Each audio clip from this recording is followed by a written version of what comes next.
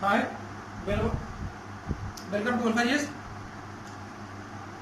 तो आज हम सेंट्रल गवर्नमेंट पढ़ेंगे। सेंट्रल गवर्नमेंट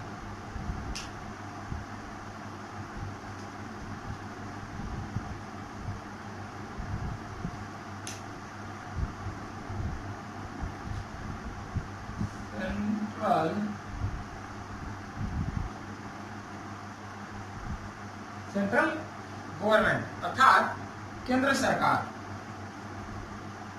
केंद्र सरकार केंद्र सरकार के बारे में पढ़ेंगे। इससे जो है काफी महत्वपूर्ण क्वेश्चन आता है। इस क्वेश्चन पर हम पहले देख लेंगे कि इससे रिलेटेड क्वेश्चन क्या आता है। ठीक है, इससे रिलेटेड क्वेश्चन है पहला, केंद्र सरकार की इकाइयों का वर्णन करें।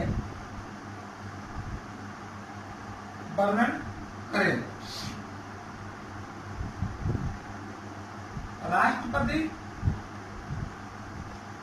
प्रधानमंत्री तथा मंत्रिपरिषद के कार्यों की शक्ति तथा शक्तियों तथा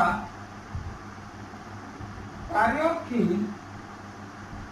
व्याख्या करें। यह इससे रिलेटेड आता है। उपराष्ट्रपति, मंत्रिमंडल इत्यादि जो है इसके कार्यों का व्याख्या करना होता है। तो इसमें एक एक चीज पर हम चर्चा करेंगे। सबसे पहले देखते हैं राष्ट्रपति। इसके जो है पहले इसके इकाई कौन कौन से सेंट्रल गवर्नमेंट में, तो सेंट्रल गवर्नमेंट में पहला आता है राष्ट्रपति। राष्ट्रपति, प्रेसिडेंट, उपराष्ट्रपति, उपराष्ट्रपति, प्रधानमंत्री,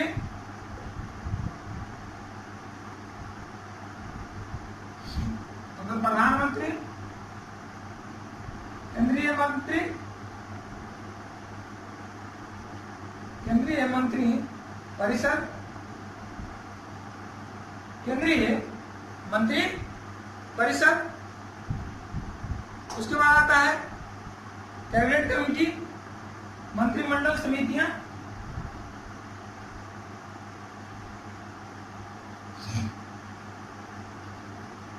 मंत्रिमंडल समितियां। उसके बाद आ जाता है संसद। जब संसद आएगा तो संसद का मंच आएगा।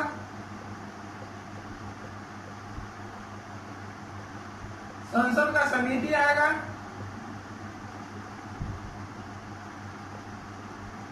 संसदीय समिति, संसदीय समूह आएगा इसके साथ। संसदीय समूह आएगा। और क्या आ सकता है संसद के साथ? और तो कोई चीज जो है नहीं, बस इतना ही आएगा। उसके बाद आएगा हाई कोर्ट, पहले आएगा सुप्रीम कोर्ट, उच्चतम न्यायालय, उच्चतम न्यायालय, न्यायिक समीक्षा,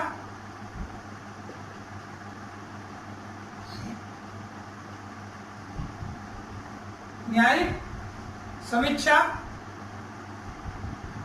उसके बाद आएगा जनहित याचिका, जनहित याचिका। ठीक है, इत्यादि जो है सेंट्रल गवर्नमेंट का जो है अंग माना जाएगा। ये जो है लगभग 12, इसमें ये जो है सारे के सारे सेंट्रल गवर्नमेंट के अंग माने जाएंगे।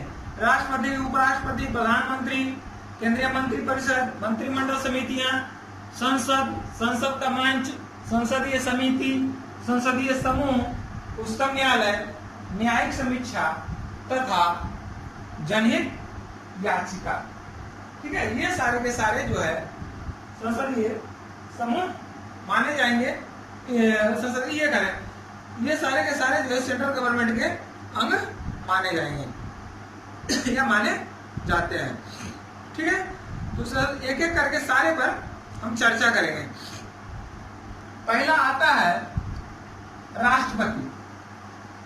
पहला किस पे चर्चा करेंगे? राष्ट्रपति पर करेंगे। राष्ट्रपति,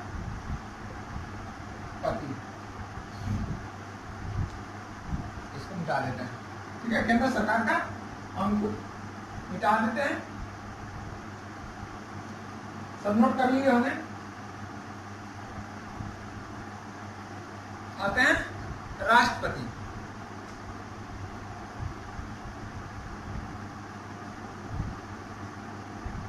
राष्ट्रपति भारत का राष्ट्रीय अध्यक्ष को, भारत के राष्ट्रीय अध्यक्ष को क्या कहा जाता है? राष्ट्रपति कहा जाता है। भारत के राजा को या राष्ट्रीय अध्यक्ष को राष्ट्रपति कहा जाता है। ठीक है, राष्ट्रपति कहा जाता है। राष्ट्रपति भारत का प्रथम नागरिक होता है। राष्ट्रपति अपने राष्ट्र का प्रथम नागरिक होता है, जिसका वर्णन जो है भारतीय संविधान के भाग 5 में, जिसका वर्णन भारतीय संविधान के भाग 5 में अनुच्छेद 52 से 78 तक किया गया है। अनुच्छेद 52 से 78 तक इसका चर्चा किया गया। अनुच्छेद 52 से 78 तक चर्चा किया गया है, जिसमें संघ की कार्यपालिका का वर्णन है, राष्ट्रपति का उसमें अंग है, उपराष्ट्रपति, प्रधानमंत्री आदि जो है, मंत्रिमंडल तथा महान्यायवादी आदि सम्मिलित है। जैसे राष्ट्रपति प्रधानमंत्री को नियुक्त करता है, प्रधानमंत्री की सलाह पर किसको करता है नियुक्त? मंत्रिमंडल को नियुक्त करता है, महान्यायवादी को नियुक्त करता है। ठीक है, ये सारे के सारे चर्चा किसमें है? भारत के राष्ट्रपति, भारत में एक राष्ट्रपति होगा से लेकर के सारे नियुक्तियों तक का चर्चा अनुच्छेद 52 से 78 तक में किया गया है। ठीक है, जैसे कि हम बताए, राष्ट्रपति भारत का प्रथम नागरिक होता है, इसलिए यह जो है भारत का राज्य प्रमुख होता है। राष्ट्रीय अध्यक्ष क्या होता है? इसको कहते हैं राज्य प्रमुख। राज्य प्रमुख होता है कौन? राष्ट्रपति राष्ट्र का राज्य प्रमुख होता है, जो भारत के एकता, राष्ट्र की एकता तथा अखंडता को सुनिश्चित करने का जो है जिम्मा होता है। तो जो है राष्ट्र की एकता तथा अखंडता का जो है एक प्रतीक के रूप में भी माना जाता है।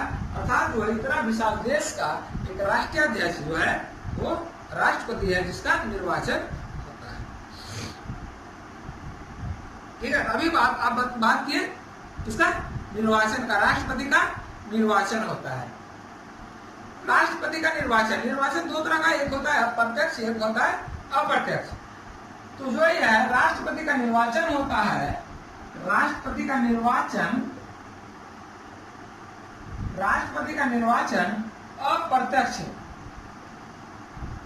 अप्रत्यक्ष रूप से होता है। राष्ट्रपति का निर्वाचन अप्रत्यक्ष रूप से होता है, जिसके निर्वाचन मंडल में क्या होता है?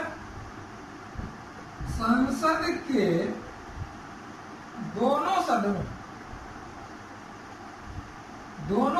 के निर्वाचित सदस्य, ध्यान रखिएगा, निर्वाचित सदस्य पहला। दूसरा हो गया राज्य विधानसभा के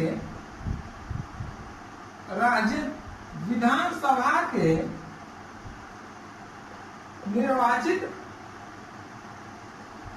सदस्य। ठीक है, तथा केंद्र शासित प्रदेश, केंद्र शासित प्रदेश दिल्ली तथा पांडिचेरी के विधानसभा के निर्वाचित सदस्य, दिल्ली तथा पांडिचेरी के विधानसभा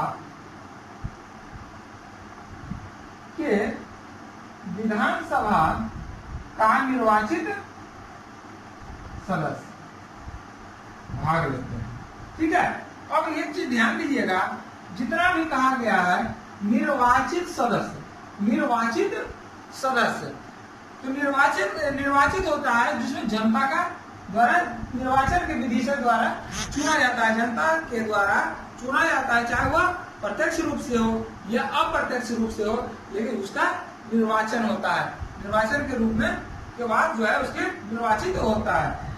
जैसे संसद में 12 सदस्य, राष्ट्रपति 12 सदस्य को मनोनीत करता है, किसमें मनोनीत करता है?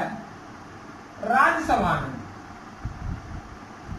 और 2 सदस्य को मनोनीत करता है जो एंग्लो इंडियन होता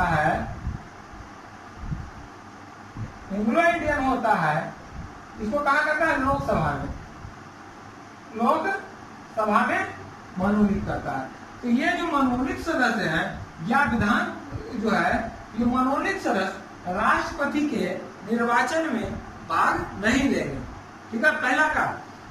दूसरा, राज्य विधानसभा, राज्य में 2 तरह का विधानमंडल है, एक विधानसभा है, एक विधान परिषद है। तो विधान परिषद के सदस्य जो है राष्ट्रपति के निर्वाचन में भाग नहीं लेंगे। विधान परिषद के सदस्य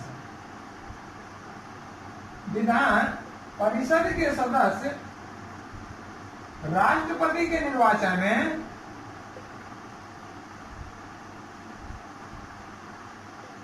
भाग नहीं लेगा। बहुत इंपॉर्टेंट है, विधान परिषद के सदस्य जो होता है राष्ट्रपति के निर्वाचन में भाग नहीं लेगा।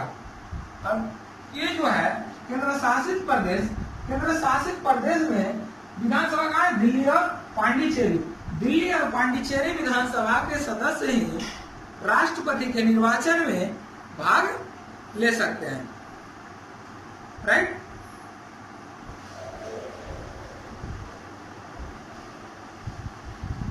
ठीक है। अब जो है इसका मतों का गणना कैसे किया जाएगा?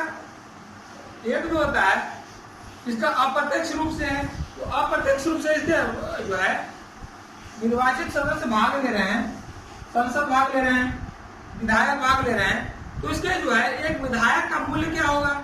एक जो है राष्ट्रपति के वोट के लिए एक विधायक का मूल्य क्या होगा? एक विधायक के वोट का मूल्य क्या होगा? तो वोट का मूल्य अगर कहें विधानसभा के निर्वाचित सदस्य के मतों की जो है अगर बात किया जाए तो उसका क्या है? एक विधायक के मत का मूल्य अगर बात किया जाए तो बेटा है, तो इसका जो होता है उस राज्य की जनसंख्या को उस राज्य के विधानसभा के निर्वाचित सदस्यों तथा उसके 1000 के गुणनफल से जो प्राप्त होता है, भाग देने पर जो संख्या प्राप्त होता है, वह जो होता है एक विधायक के मत के मूल्य का बराबर होता है। जैसे देखते हैं, नोट करते जाइए। एक विधायक के मत का मूल्य क्या होगा? विधायक के मत का मूल्य क्या होगा? तो अभी क्या बताए थे? जो है राज्य के कुल जनसंख्या, राज्य के कुल जनसंख्या कितना है? बटे विधानसभा के सदस्यों का निर्वाचित सदस्य की संख्या। विधानसभा में निर्वाचित सदस्यों की कुल संख्या इंटू 1/1000। ये जो होगा इससे जो निकल के आएगा तो विधायक के मत के क्या बोलता है, एक मत का मूल्य होगा। ठीक है, विधायक के एक मत का मूल्य होगा। अब जो कहा जाता है ये विधायक के मत का मूल्य होगा, उसमें विधानसभा के साथ निर्वाचित सदस्य भाग लेते हैं। अब जो है राष्ट्र लोकसभा के जो है संसद भाग लेते हैं, लोकसभा के सदस्य भाग लेते हैं, उसका मूल्य एक संसद का मूल्य क्या होगा, एक सांसद का जो है मूल्य क्या होगा, एक संसद के सदस्य का मूल्य क्या होगा, एक सांसद का जो मेंबर ऑफ पार्लियामेंट, सांसद के मूल्य का सांसद का मत मूल्य क्या होगा, सांसद के मत का मूल्य ये हो जाएगा सभी राजकीय विधायकों के मतों का कुल मूल्य। सभी राज्य के विधायकों का मतों का मूल्य बटे संसद के निर्वाचित सदस्यों की कुल संख्या। संसद के निर्वाचित सदस्यों की कुल संख्या बराबर जो आएगा वो क्या होगा, संसद के एक सांसद के मत का मूल्य निर्धारित करेगा, एक सांसद के मत के मूल्य को निर्धारित करेगा। ठीक है, ये राष्ट्रपति के चुनाव में भाग लेते हैं और राष्ट्रपति का चुनाव जो होता है अनुपातिक प्रतिनिधित्व के अनुसार, ध्यान दीजिएगा बहुत इंपॉर्टेंट है। चलिए नोट करिए, इसका जो होता है राष्ट्रपति का जो निर्वाचन होता है अनुपातिक, राष्ट्रपति का चुनाव अनुपातिक प्रतिनिधित्व के अनुसार एकल संक्रमणीय मत, ये ध्यान रखिएगा, एकल संक्रमणीय मत तथा गुप्त मतदान के द्वारा होता है, गुप्त मतदान के द्वारा होता है। ठीक है, जिसमें क्या होता है, किसी उम्मीदवार को राष्ट्रपति के निर्वाचित होने के लिए, राष्ट्रपति के चुनाव में निर्वाचित होने के लिए मतों के एक निश्चित भाग को या निश्चित आवश्यक भाग को प्राप्त करना होता है। अगर यह निश्चित भाग कुल मतों के वैध, अगर जो है निश्चित भाग निर्धारित होता है, यह कुल वैध मतों के निर्वाचित होने वाले कुल उम्मीदवारों के जो होता है संख्या को जोड़ करके उसमें एक जोड़ा जाता है तथा भाग दे करके जो भागफल में एक जोड़ करके प्राप्त किया जाता है। जैसे निश्चित मतों के अगर निकाला जाए तो निश्चित मतों का भाग क्या होगा, निश्चित मत क्या होगा, कुल वैध मत बटे 1 + 1 बराबर 2, 1 + 1 बराबर 2, और उसमें जो है एक जोड़ देंगे तो क्या हो जाएगा, निश्चित मत हो जाएगा, वो निश्चित मत हो जाएगा। ठीक है, यह निश्चित मत को प्राप्त करना होता है। अब कहा जाए कि निश्चित मत को कैसे प्राप्त, जो है उम्मीदवार बहुत सारे हैं, तो जो प्रथम चरण में जब चुनाव होता है, चुनाव के बाद जब गिनती होता है तो मतों की गणना जो होता है, वोटों की गिनती जो होता है उसके वरीयता क्रम में होता है। ठीक है, यदि पहला उम्मीदवार जो है निर्धारित मत, निश्चित मत जो होता है प्राप्त कर लेता है तो निर्वाचित कहा जाता है। अगर वह प्राप्त नहीं करता है तो जो है स्थानांतरण प्रक्रिया बनाई जाती है और जो है वरीयता क्रम में भी जो होता है वरीयता क्रम, तो वरीयता क्रम में जो होता है वो एक के बाद दूसरा, दूसरा के बाद तीसरा, इस तरह से काउंटिंग चलता रहता है। जबकि जब तक कि कोई भी उम्मीदवार उस मत को जो है, निश्चित मत को जो है प्राप्त नहीं कर लेता है। ठीक है, जब वह प्राप्त निश्चित मत को प्राप्त कर लेता है तो क्या हो जाता है? निर्वाचित होता है, वह निर्वाचित होता है। राष्ट्रपति का जो विवाद संबंधित है, विवाद संबंधित निपटारा बहुत इंपॉर्टेंट है। विवाद संबंधित जो निपटारा है वो सुप्रीम कोर्ट करता है, उच्चतम न्यायालय करता है, उच्चतम न्यायालय करता है। और इसका निर्णय जो होता है अंतिम मान्य निर्णय होता है, मान्य निर्णय होता है। इसके ऊपर जो है कहीं कोई कंप्लेन नहीं किया जा सकता है, कहीं कोई इसको जो है अपील नहीं किया जा सकता है। यानी उच्चतम न्यायालय सुप्रीम कोर्ट का जो है फैसला अंतिम फैसला होता है। ठीक है,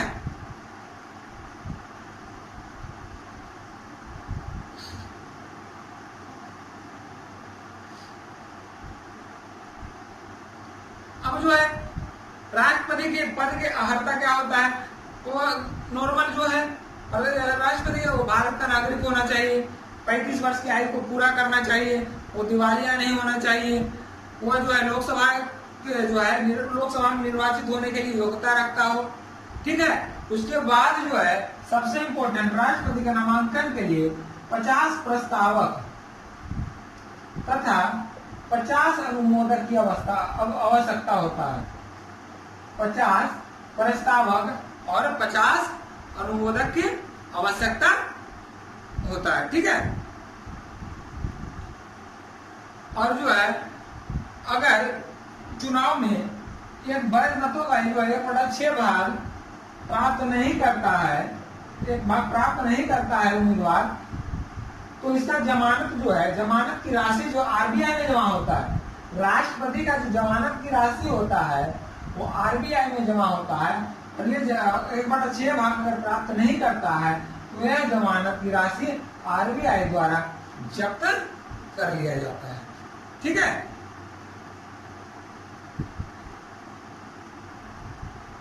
अब जो है एक नजर डाल लेंगे कि राष्ट्रपति कौन कौन से थे अभी तक। जो है अभी वर्तमान में राष्ट्रपति कौन है? वर्तमान में रामनाथ कोविंद। वर्तमान में जो राष्ट्रपति है रामनाथ कोविंद है। ठीक है, तो उसमें थोड़ा सा नजर डाल देते हैं और किनको जो है कितना मत प्राप्त हुआ था, मत प्राप्त करने के लिए निर्वाचित हुए थे, तो इस पर थोड़ा सा नजर डालेंगे, तब हमको जो है वैध मतों की संख्या का पता चलेगा और निर्वाचन होने का जो है पता चलेगा। ठीक है, तो जब डॉक्टर राजेंद्र प्रसाद बने थे, ज्यादा ही डालेंगे, शुरुआत का 2 डाल देते हैं और अंतिम का डालेंगे। जब डॉक्टर राजेंद्र प्रसाद 1952 में पहला बार तो सर्वसम्मति से राष्ट्रपति बनाए गए, दूसरा बार जब राष्ट्रपति बनाए गए तो सर्वसम्मति से कहा जाए तो जो 1952 में डॉक्टर राजेंद्र प्रसाद को राष्ट्रपति बनाया गया, तो इनके प्रतिद्वंदी थे, राष्ट्रपति कौन थे? राजेंद्र प्रसाद। और इनके प्रतिद्वंदी जो थे केटी शाह थे, इनके प्रतिद्वंदी केटी शाह थे।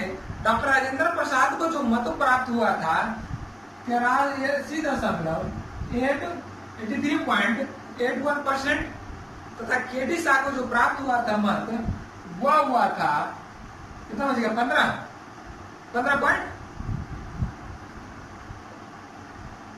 15.1 प्राप्त हुआ था। उसी बार दूसरा बार जब 1957 में राजेंद्र प्रसाद बने थे, राजेंद्र प्रसाद, तो इनको जो प्राप्त हुआ था 99.5% मत प्राप्त हुआ था, 99.5% मत प्राप्त हुआ था। इनके प्रतिद्वंदी उस समय जो थे NM दास थे, इनके प्रतिद्वंदी NM दास थे, जिनको मत प्राप्त हुआ था 0.1% मत प्राप्त हुआ था। उसी प्रकार अगर डॉक्टर राजेंद्र प्रसाद की बात की लगभग सर्वपल्ली राधाकृष्णन, तो इनको 98% का मत प्राप्त हुआ था। और इनका जो थे सर्वपल्ली राधाकृष्णन का जो थे प्रतिद्वंदी वो चौधरी हरिराम थे। अब आते हैं लास्ट में देख लेते हैं, प्रणब मुखर्जी जब राष्ट्रपति बने तो इनका प्रतिद्वंदी पीए संगमा थे। पीए संगमा थे जिनको 68.12 मत प्राप्त हुआ और इनके पीएम संगमा को 30.15 मत प्राप्त हुआ था। ठीक है, राइट।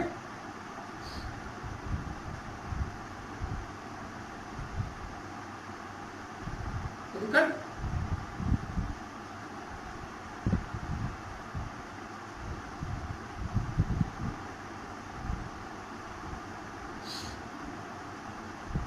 कोई दिक्कत है तो बता। चलिए ठीक है।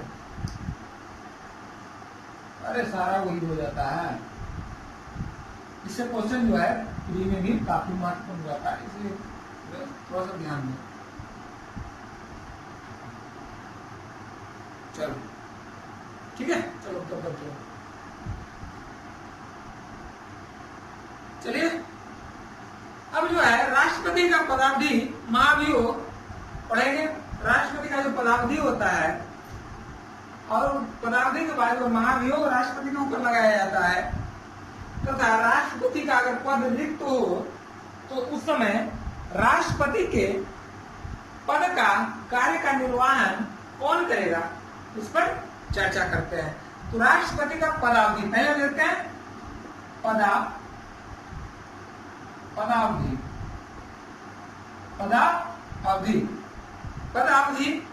तो राष्ट्रपति का पद जो निर्धारण होता है नियुक्ति से, तो राष्ट्रपति का जिस दिन होता है राष्ट्रपति शपथ ग्रहण करते हैं, शपथ ग्रहण से 5 साल तक राष्ट्रपति का जो पद का निर्धारण होता है, जो उनके पद का धारण करते हैं, शपथ ग्रहण करते हैं, उस दिन से, उस तिथि से 5 वर्ष तक होता है। इसके अलावा वो कभी भी अपना त्याग पत्र दे सकते हैं। त्याग पत्र किसको देंगे? दे सकते हैं, त्याग पत्र देंगे उपराष्ट्रपति के नाम से, उपराष्ट्रपति को संबोधित करके अपना त्याग पत्र को देंगे। इसके अतिरिक्त महाभियोग लगाकर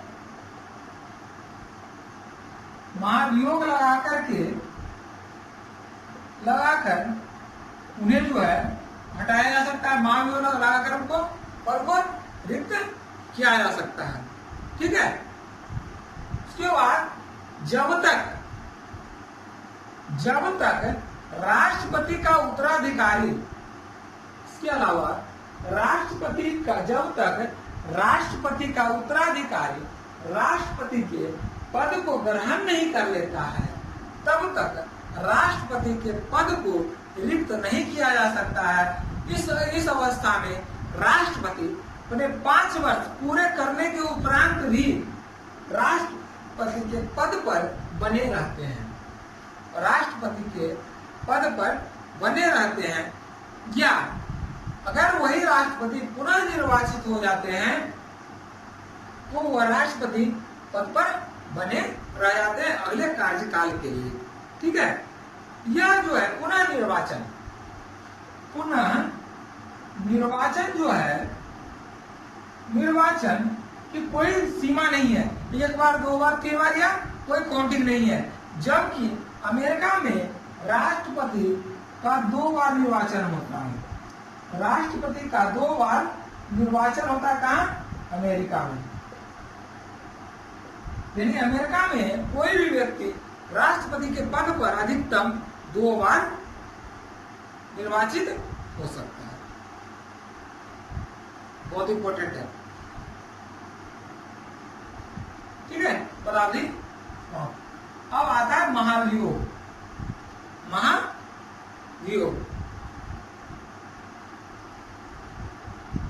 महाभियोग देखें,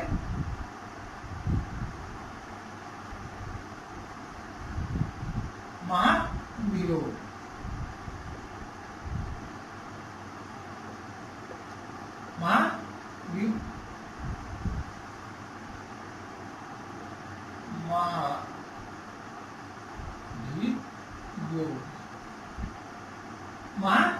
महावियोग। कहा अभी बताए थे कि राष्ट्रपति पर महाभियोग लगा करके राष्ट्रपति को राष्ट्रपति के पद से हटाया जा सकता है बिना समय सीमा को पूरा किए हुए। तो राष्ट्रपति को महाभियोग कैसे लगाएगा? तो राष्ट्रपति पर महाभियोग लगाया जाता है संविधान का उल्लंघन का उल्लेख करके। संविधान का उल्लंघन, संविधान का उल्लंघन का आरोप लगा करके इन पर राष्ट्रपति पर महाभियोग लगाया जाता है, जबकि मूल संविधान में संविधान का उल्लंघन का उल्लेख नहीं किया हुआ है। समझ बात है। लेकिन इन पर जो है महाभियोग लगाया जाता है संविधान के उल्लंघन का परिभाषित कर, संविधान के उल्लंघन का आरोप लगा करके। ठीक है। आरोप महाभियोग का जो है महाभियोग का आरोप जो है संसद के किसी भी सदन में प्रारंभ किया जा सकता है, और जिस सदन में यह प्रारंभ किया जाता है उस सदन के 1/4 भाग 1/4 जो सदस्य के हस्ताक्षर होना चाहिए। 1/4 सदस्य का मत होना चाहिए, सदस्य का हस्ताक्षर होना चाहिए। यानी 1/4 सदस्य जो है यह चाहता है कि राष्ट्रपति के मत जो है महाभियोग लगाया जाना चाहिए। और यह जो है राष्ट्रपति को 1/4 सदस्य क्या होता है? हस्ताक्षर होता है। इन्हें 14 दिन के लिए नोटिस भेजा जाता है। यानी कि कहा जाए महाभियोग लगाया जाता है तो 14 दिन के लिए इनको नोटिस दिया जाता है। ठीक है। तो उसके बाद जो है महाभियोग नोटिस दे दिया गया, तो उसके बाद जो है महाभियोग का प्रस्ताव जो है 2/3 भाग से 2/3 भाग से जिस सदन में लगाया गया उस सदन में पारित होना चाहिए। प्रस्ताव को 2/3 भाग से सदन में पारित होना चाहिए। पारित होना चाहिए। अब पारित हो गया, जिस सदन में लगाया गया, जिस सदन में लगाया गया, जिस सदन में लगाया गया। ठीक है। अब जो है जिस सदन में लगाया गया वहां 2/3 भाग से प्रस्ताव पारित हो गया। उसके बाद जो है इसको दूसरे सदन में भेजा जाएगा। इसको प्रस्ताव को दूसरे सदन में भेजा जाएगा। दूसरे सदन में इन पर आरोप का जो है जांच किया जाएगा। जांच के बाद दूसरे सदन में भी 2/3 भाग से प्रस्ताव पारित हो जाता है, तो उस दिन से राष्ट्रपति जो है अपने पद से हट जाएंगे। यानी राष्ट्रपति को अपने पद से हटना पड़ेगा। अर्थात दोनों सदनों में जो है 2/3 भाग से, ध्यान रखिएगा, दोनों सदनों में 2/3 भाग से अगर महाभियोग का प्रस्ताव पारित हो जाता है तो राष्ट्रपति को उनके पद से हटना पड़ेगा।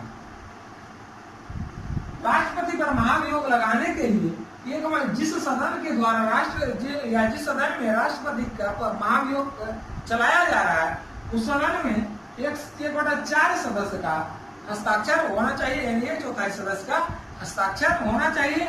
इसके लिए उन्हें 14 दिन जो है 14 दिन के लिए नोटिस भेजा जाता है।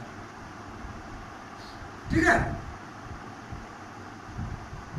अब जो है मोस्ट इंपोर्टेंट महाभियोग के लिए सबसे महत्वपूर्ण भाग, पहला, राष्ट्रपति के चुनाव में कौन भाग नहीं लिया? कौन भाग ले रहा था? संसद के सदस्य, निर्वाचित सदस्य, विधानसभा के निर्वाचित सदस्य तथा दिल्ली पांडिचेरी विधानसभा के निर्वाचित सदस्य भाग ले रहे थे। ठीक है। राष्ट्रपति के निर्वाचन में। अब जो है राष्ट्रपति के महाभियोग में संसद के दोनों सदनों के सभी सदस्य भाग लेंगे, जिसमें निर्वाचित सदस्य तथा मनोनीत सदस्य दोनों भाग रहे हैं, यानी इसमें मनोनीत सदस्य भी शामिल होंगे, सदस्य भी शामिल होंगे, जिसका मनोनीत है वो भी सदस्य शामिल होंगे। दूसरा जो है इसमें विधानसभा का सदस्य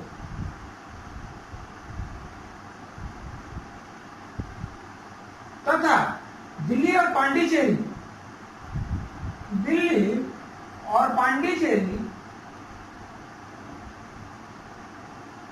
का सदस्य, विधानसभा का सदस्य महाभियोग में भाग नहीं लेगा, जबकि यह जो है राष्ट्रपति के निर्वाचन में भाग ले रहा है, राष्ट्रपति के जो निर्वाचन में सभी भाग ले रहे हैं, और यह जो है उसके मनोनीत सदस्य भाग नहीं ले रहे हैं। लेकिन राष्ट्रपति के जो है महाभियोग चल रहा है, तो राष्ट्रपति के महाभियोग में संसद के दोनों सदस्य का भाग लेंगे, जिसमें मनोनीत सदस्य भी शामिल होंगे, जबकि विधानसभा के सदस्य तथा दिल्ली और पांडिचेरी विधानसभा के सदस्य भाग नहीं लेंगे।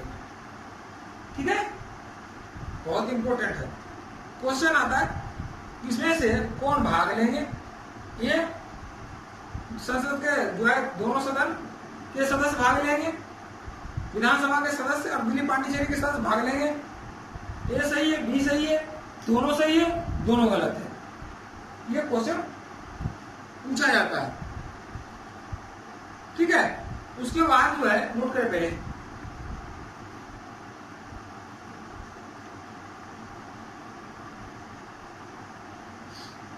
बहुत इंपॉर्टेंट चैप्टर है।